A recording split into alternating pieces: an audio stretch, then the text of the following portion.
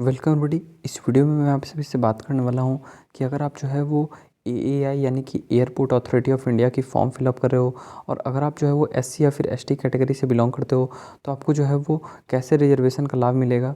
So watch this video till and. इससे पहले मैं आपको दिखा दूं कि देखिए जो है वो यहाँ पे अगर आप जो है वो एससी या फिर एसटी कैटेगरी से बिलोंग करते हो, फॉर सपोज देखो टोटल सीट्स अगर 62 हैं तो एससी के लिए रिजर्वेशन 9 और एसटी के लिए 4। अगर टोटल सीट्स 84 है तो एससी के लिए 4 6 और एसटी के लिए 440 है तो 67 और 31। तो ऐसे जो है वो आपको देखने को मिल जाएगी। अब यहाँ पे जो है वो एक चीज़ और एज रिलैक्सेशन भी आपको देखने को मिलेगा। फॉर सपोज़ कि अगर जनरल कैंडिडेट का जो है वो जो भी जनरल से कैटेगरी से कैंडिडेट अगर फॉर्म फिलअप करते हैं तो उनकी मैक्सिमम एज जो है वो 27 ईयर्स होनी चाहिए। लेकिन अगर आप जो है वो एससी या फिर एसटी कैटेगरी से बिलोंग करते हो तो आप 32 ईयर्स तक यानी कि 5 ईयर्स का एज रिलैक्सेशन भी आपको मिलता है। तो उसके लिए भी जो है वो आपके पास एक वैलिड एससी या फिर एसटी कैटेगरी का सर्टिफिकेट होना चाहिए, तभी जो है आपको एज रिलैक्सेशन मिल पाएगा। ओके, तो यहाँ पे देखिए अब बात करते हैं रिजर्वेशन की। तो यहाँ पे जो है वो आपको देखने को मिलेगा सिंपली कि जो फर्स्ट पॉइंट है वो यहीं पे आपको दिखा गया हुआ है कि अगर आप जो है वो एससी या फिर एसटी कैटेगरी से बिलोंग करते हो तो आपके पास जो है वो सर्टिफिकेट इशूड होना चाहिए 21/1/2023 से पहले। ओके, तो इससे पहले आपका सर्टिफिकेट बना हुआ होना चाहिए प्रेस्क्राइब्ड फॉर्मेट पे। तो कैसा फॉर्मेट है ये सभी को डाउनलोड करने का लिंक भी जो है मैंने आपको डिस्क्रिप्शन बॉक्स में दे दिया है, तो वहाँ से आप डाउनलोड कर सकते हो।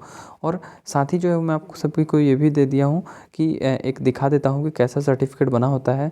ओके, एक एससी सर्टिफिकेट या फिर एसटी सर्टिफिकेट। तो मैं आपको एक सैम्पल भी दिखा देता हूँ। फॉर सपोज़ कि ये जो है वो एक कैंडिडेट का एसटी सर्टिफिकेट बना हुआ है। ओके, देखो ये जो है वो एक पेज का फॉर्मेट है और इस फॉर्मेट को लिंक आपको डाउनलोड करने का लिंक भी आपको डिस्क्रिप्शन बॉक्स में मिल जाएगा, वहाँ से आप इसे डाउनलोड कर लेना। ओके, तो देखो ये जो है वो एक एससी के कैंडिडेट का बना हुआ है। फॉर सपोज कि ये जो है वो कैंडिडेट गुजरात से बिलोंग करते हैं तो इनका जो है वो जैसे ये जो है वो स्टेट लिखा गया हुआ है और ये जो है वो कैटेगरी में उनका नेम, फादर्स नेम, ये सभी चीज़ें लिखी गई हुई हैं, कास्ट ये सभी। ओके, और यहाँ पे जैसे ही आप देखोगे तो ये सभी जो है वो अमेंडमेंट्स ये सभी जो भी हुई रहती हैं तो वो सभी लिखा गया हुआ है। कुछ चीज़ें मैंने ब्लर कर दी हैं प्राइवेसी को मेंटेन करते हुए। और यहाँ पे जो है वो जिस भी ऑफिसर से आपका सर्टिफिकेट साइन होगा उसका जो है वो सिग्नेचर या फिर क्यूआर कोड या फिर सील ये सभी रहना चाहिए। और अगर ऑनलाइन सर्टिफिकेट बनता है तो डिजिटल वाला में जो है वो आपको हो सकता है मैनुअल सिग्नेचर ना मिले, तो फिर भी आपका सर्टिफिकेट चलेगा। तो आपको कोशिश करनी है कि असाइन सर्टिफिकेट आपके पास हो। तो आपको जो है वो एससी अगर कैटेगरी सर्टिफिकेट है तो उसमें से ये जो फॉर्मेट है उसमें से एसटी की चीज़ें हट जाएंगी और अगर आप जो है वो एससी की सर्टिफिकेट है तो एसटी की चीज़ें हट जाएंगी। तो ऐसा ही जो है वो चलता है। तो अगर आपके पास सर्टिफिकेट है जो कि इसी फॉर्मेट पे बना हुआ है तो ठीक है, वरना अगर आपका जो है फॉर्मेट मैच नहीं करता है तो आपको एक नया सर्टिफिकेट बनवा लेना चाहिए जो कि जो है वो आपका डॉक्यूमेंट वेरिफिकेशन के समय रिक्वायर्ड होगा। वरना आपको जो है वो बाद में प्रॉब्लम हो जाएगी अगर जो है वो फॉर्मेट से मैच नहीं करेगा और कॉम्पिटेंट अथॉरिटी से नहीं मैच करेगा। तो देखिए कॉम्पिटेंट अथॉरिटी कौन कौन से हैं, जैसे कि सर्कल ऑफिसर या फिर आरओ या फिर कुछ जगह जो है वो तहसीलदार होते हैं। तो इन सभी के रैंक के नीचे के ऑफिसर से आपका सर्टिफिकेट नहीं बना होना चाहिए। आपका डीएम लेवल से या फिर एसडीओ लेवल से इन सभी से बना हुआ रहेगा तो चलेगा।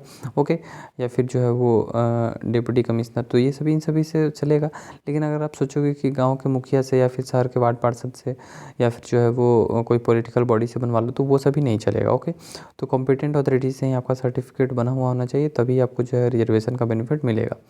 एक बात और मैं यहाँ पे मेंशन करना चाहूँगा कि सर्टिफिकेट को लैंग्वेज को लेकर, तो अगर आपका सर्टिफिकेट जो है वो इंग्लिश या फिर हिंदी में है तो ठीक है।